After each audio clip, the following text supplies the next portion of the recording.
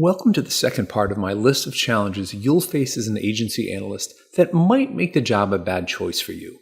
In this lecture, I look at some of the unappealing aspects of the environment in which you operate as an analyst. Remember I said the main reason I joined the agency was to peer past the headlines and see what is really going on in the world? Well, this also produces a challenge for agency analysts.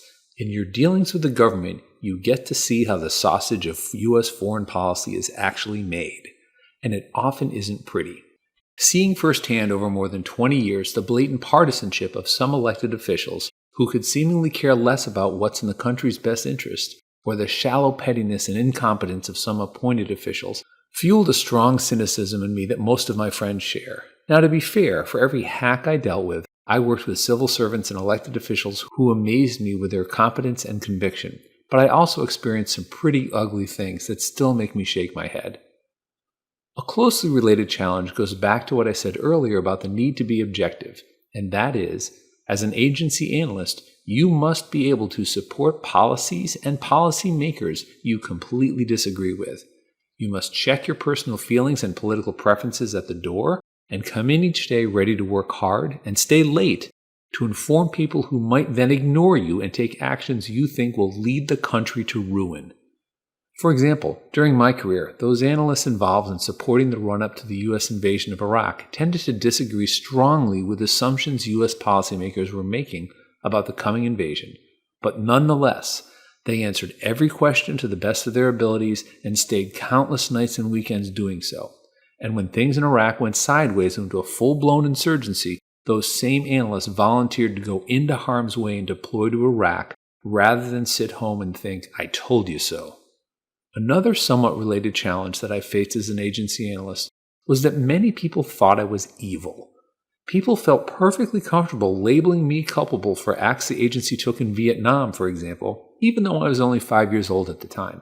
Others latched on to whatever wacko conspiracy theory was out there about the agency, such as the stories that they were importing drugs to American cities. That type of stuff is easy to shrug off. It's much harder to deal with the outrage many Americans felt over things the agency actually did during my career, such as using enhanced interrogation techniques following 9/11 or armed drones against terrorist targets. Each agency employee has to decide for themselves what they are morally comfortable being associated with as a result of their service at the agency.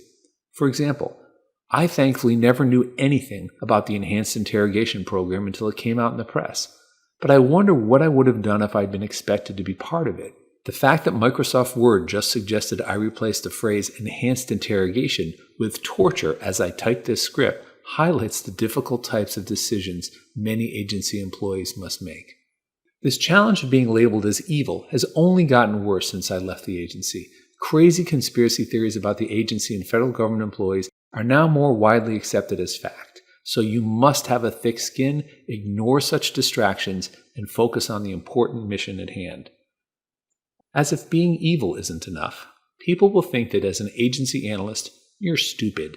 There's a pretty good chance that at some point, you'll be involved in a missed or incorrect analytic call, which will be labeled as an intelligence failure by the media.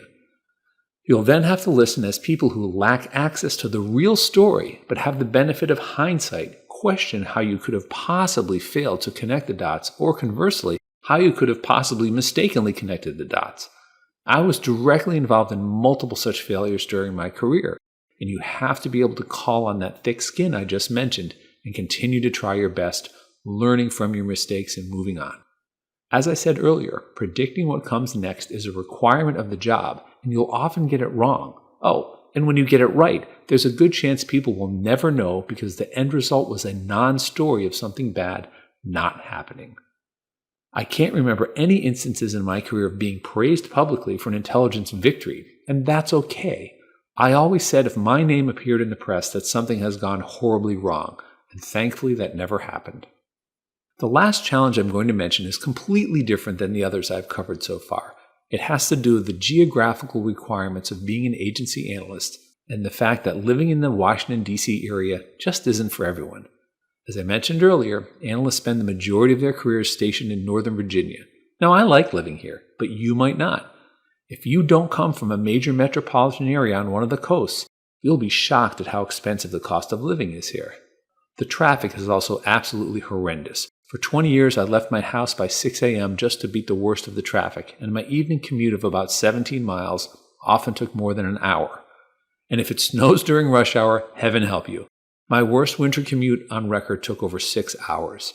And then there's the brutal heat and humidity in the summer. I do think there are a lot of cool things about the DC area, and it's been a great place to raise a family, but coming from a small New England town like I did, it definitely took some getting used to. If you find the reasons I gave you for why a career as an agency analyst is great outweigh the reasons it doesn't sound so great, and you're still interested in applying, then the next section of this course should be particularly relevant for you. I'm going to talk about what it takes to get hired, how to improve your chances of getting hired, and how the mysterious application process actually works.